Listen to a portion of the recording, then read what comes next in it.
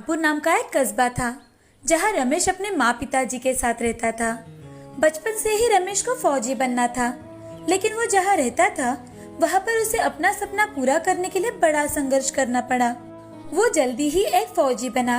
अपने काम की शुरुआत करने से पहले ही उसके माँ पिताजी ने उसकी शादी करवा दी। अब वो अपनी पत्नी शीला, माँ मेघा और पिता भालचंद्र के साथ शहर में रहने आ गया था। शादी के कुछ ही दिनों बाद जब शीला पेट से थी, तभी रमेश की पोस्टिंग बॉर्डर पर हुई। अब रमेश अपनी पत्नी शीला का हाथ अपने हाथों में लिए उससे, शीला, मुझे कल सुबह ही निकलना होगा।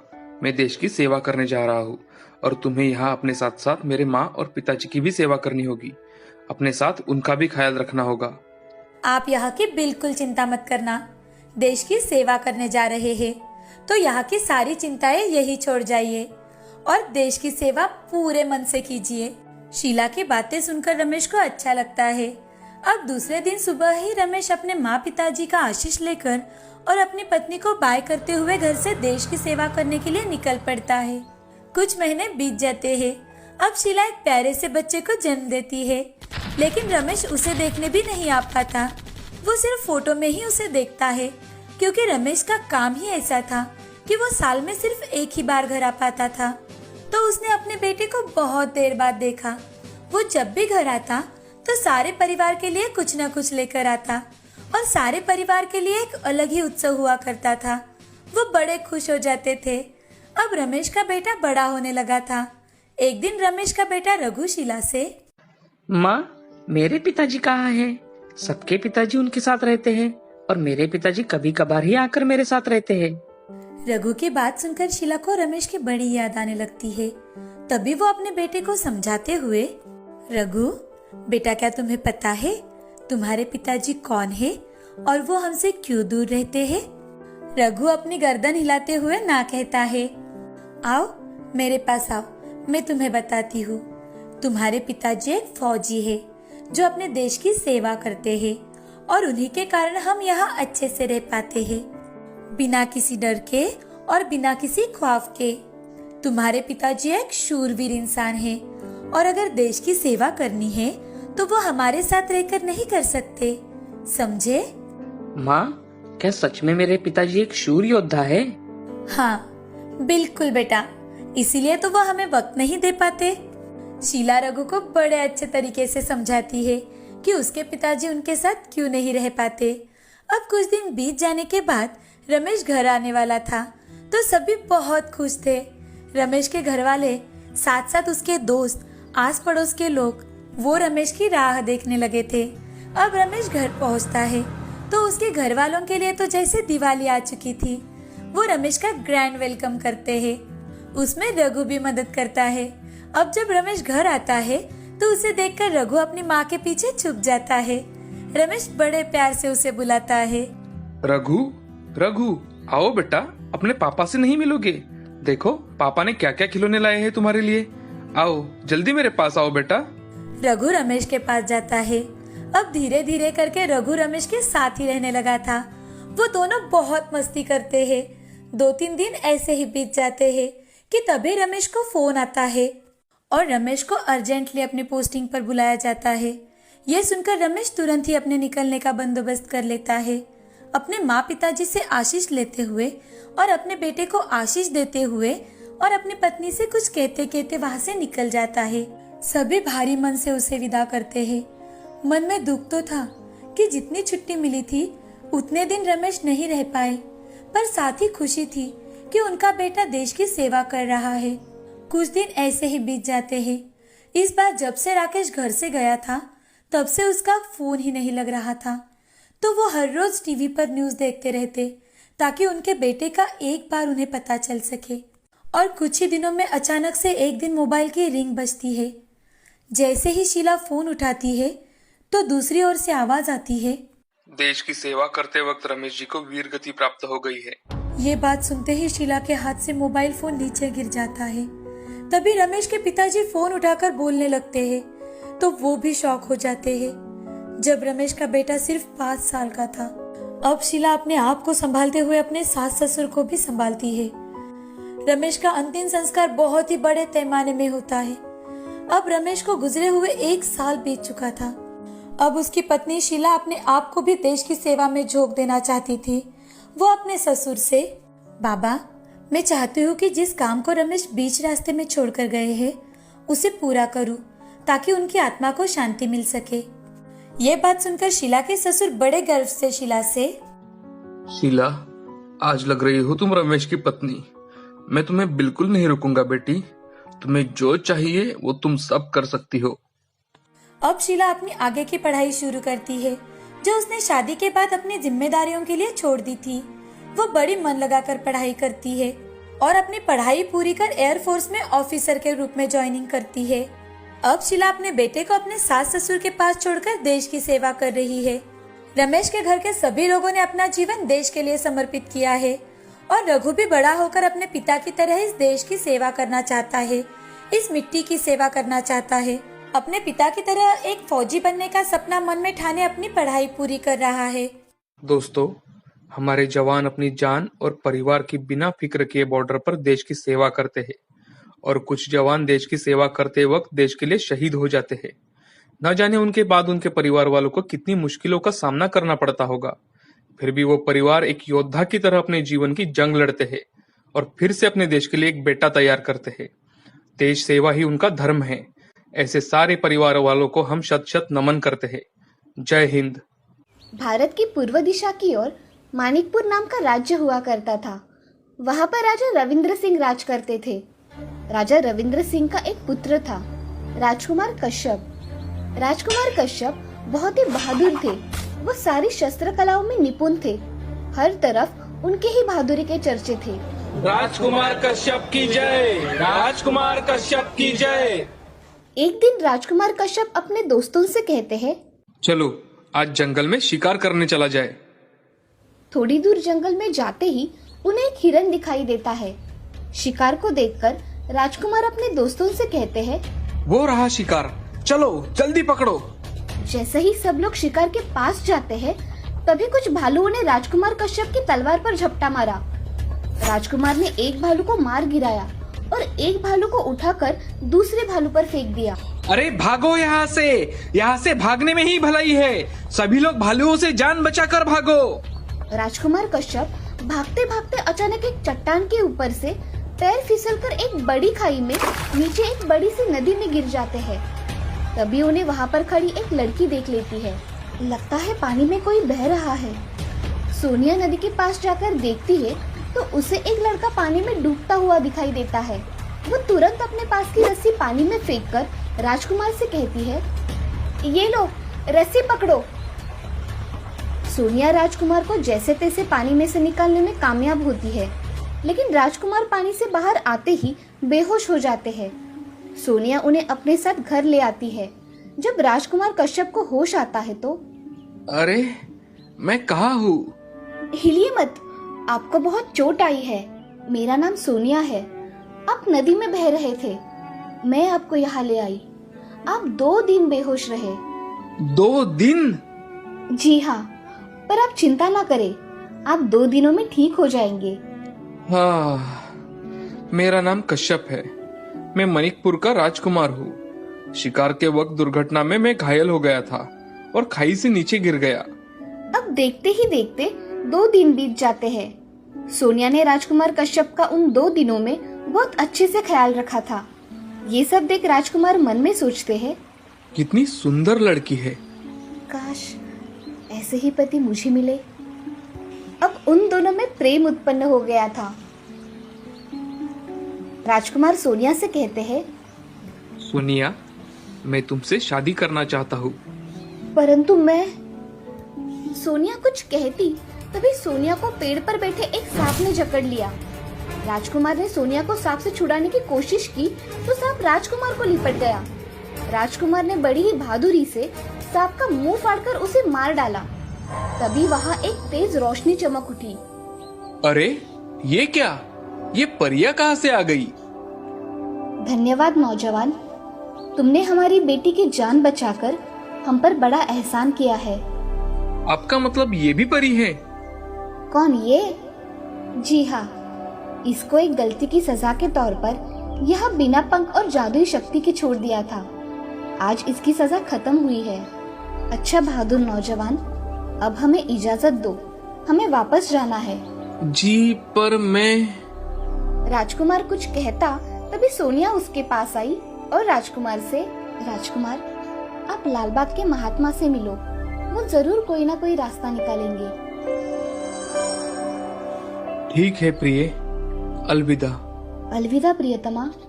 सोनिया के वहाँ से जाते ही राजकुमार कश्यप अपने घर पहुँचे। घर पर सब लोग बड़े चिंतित थे। जैसे ही राजा और रानी ने राजकुमार को देखा, सब लोग बहुत खुश हो गए। राजकुमार सबसे मिलकर अपने दोस्तों के पास चले गए। हमने तुम्हें बहुत ढूंढा कश्यप, पर तुम नहीं मिले। तुम थे कहाँ? राजकुमार कश्यप ने सोनिया वाली बात अपने दोस्तों को सुनाई। तो हमारे राजकुमार प्रेमग्रस्त हो गए हैं। हाँ, हमें सर्वप्रथम लालबाग के महात्मा से मिलना चाहिए। वही कोई ना कोई रास्ता निकालेंगे। हाँ, यही ठीक रहेगा। तो कल सवेरे उन्हें ढूंढा जाए। अगले दिन सब लोग मिलकर लालबाग में जाते हैं और राजकुमार से कहते हैं, हमें लगता है कि यही लालबाग के महात्मा होंगे। राजकुमार बाहर खड़े एक मुनि से कहते हैं, जी हमें महात्मा जी से वार्तालाप करना है। जरूर, पर आप जरा इंतजार करें। कुछ समय बाद महात्मा उनके पास आते हैं और उनसे, बोलो वत्स, हमसे क्या सहायता चाहते हो? राजकुमार ने पूरा किस्सा उन्हें कह सुनाया। अच्छा, तो तुम सोनिया से मिलना चाहते हो? जी, मैं उनसे विवाह भी करना चाहता हूँ ऋषिवर। वत्स, अपने प्रश्न का जवाब पाने से पहले तुम्हें अपनी योग्यता साबित करनी होगी। तुम्हें इस वन के आतंक महाकाल रिच से मुकाबला करना होगा। जी ऋषिवर, जैसी आपकी आज्ञा। मैं रिच का मुकाबला करने के लिए तैयार हूँ। आप मुझे वहाँ ले चलिए। राजकुमार कश्यप और सभी लोग वन में रीछ के निवास स्थान पर जाते हैं।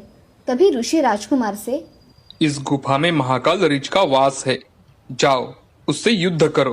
राजकुमार और उसके दोस्त उस गुफा में प्रवेश करते हैं। उनके सामने एक बहुत बड़ा भालू आता है और राजकुमार के ऊपर झपट पड़ता है।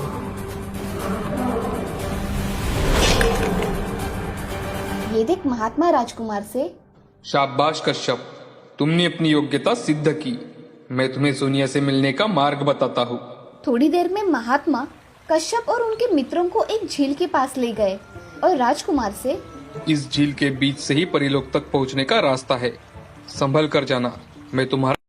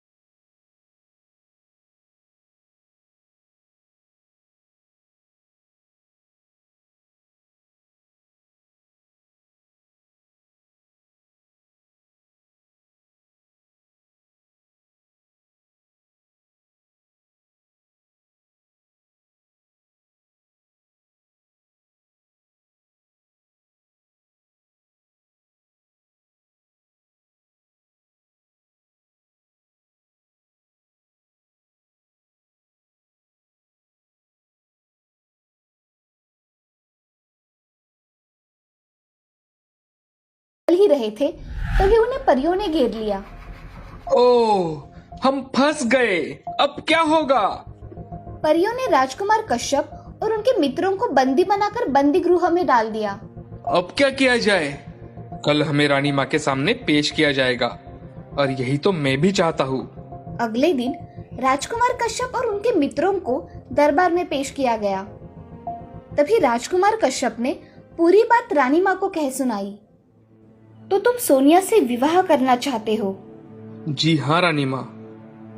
ये कार्य बहुत मुश्किल है।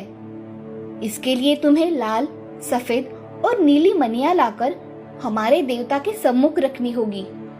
आप चिंता ना करें, मैं वो तीनों मणियां लाने में जरूर सफल रहूंगा। अब हमें जाने की आज्ञा दीजिए। जाओ नौजवान, सफलता तुम्हारे कदम चूमे।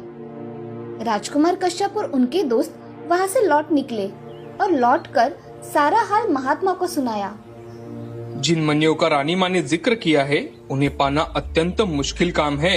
सफेद मणि नीली घाटी में है, लाल मणि काले पर्वत की चोटी पर मिलेगी तथा नीली मणि समुद्र के नीचे है। तीनों मणियों की सुरक्षा का कड़ा प्रबंध है, उन्हें पाना अत्यंत मुश्किल है राजकुमार। आप चिंता न करें ऋषिवर, हम जरूर सफल होंगे। अब आप हमें आशीर्वाद दे, विजय तुम्हारे कदम चूमे। इसके बाद चारों मणियों की खोज में चल पड़े। पहाड़ हो या रेगिस्तान, वे लोग चलते गए।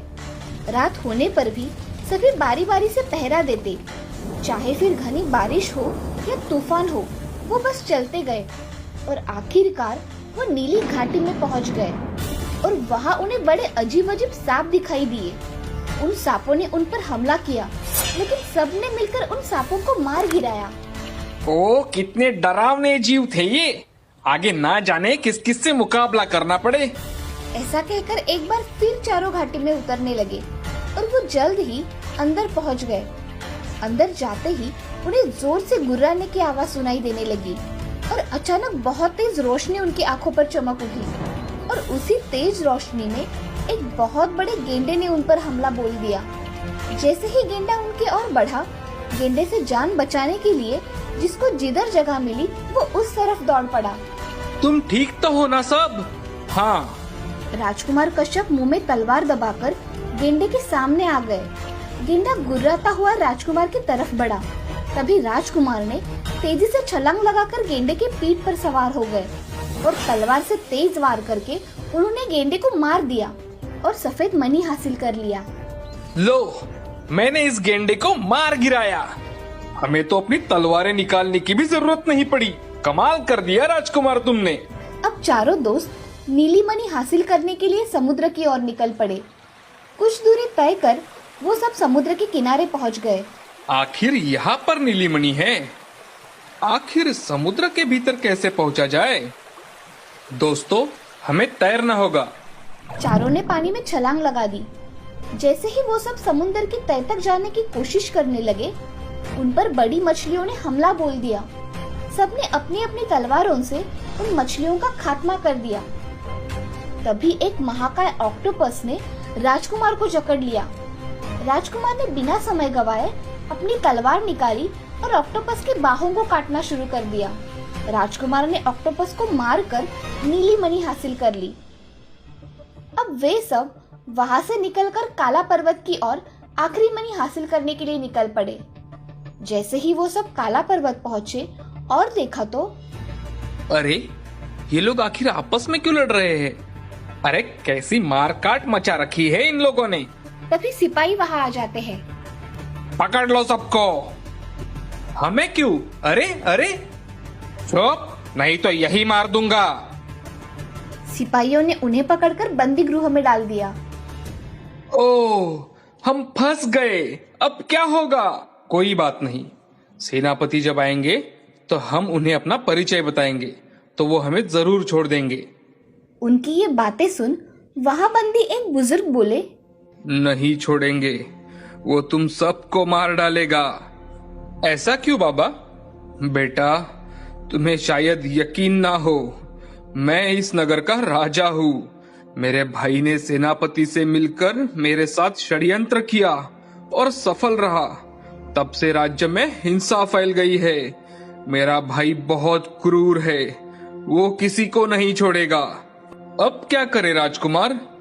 हमें यहाँ से निकलना ही होगा। हमें किसी भी तरह वो लाल मणि हासिल करनी है। लाल मणि?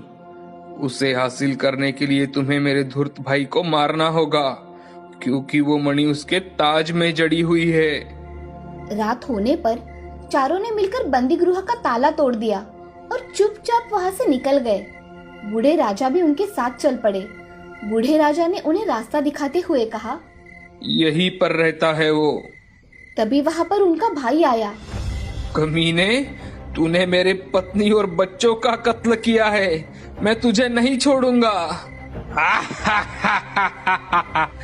अब तो तुम्हारी मौत मेरे हाथों से पक्की है। हसमत आस्तीन के सांप बूढ़े को हराकर बहादुरी दिखाता है। ये कैसी बहादुरी है तेरी? मुझसे मुकाबला कर। राजकुमार ने उस दुष्ट राजा से युद्ध किया और उसे मार गिराया और उसके मुकुट से वो लाल मणि निकाल ली और बूढ़े राजा को उनका राज्य सौंपकर राजकुमार अपनी राह चल पड़े। तीनों मणि लेकर राजकुमार परीलोक पहुँचे और रानी माँ के सामने उन्हें रखकर बोले, अब तो मैं सोनिया से विवाह कर सकता हूँ ना? तुम सचमुच बहुत बहादुर हो। हमें तुम्हारा प्रस्ताव सहर्ष स्वीकार है। अब आगे क्या हुआ? होना क्या था, एक शानदार आलीशान विवाह। एक बहुत बड़े समारोह का ऐलान किया गया और सभी रिश्तेदारों को आमंत्रित किया गया।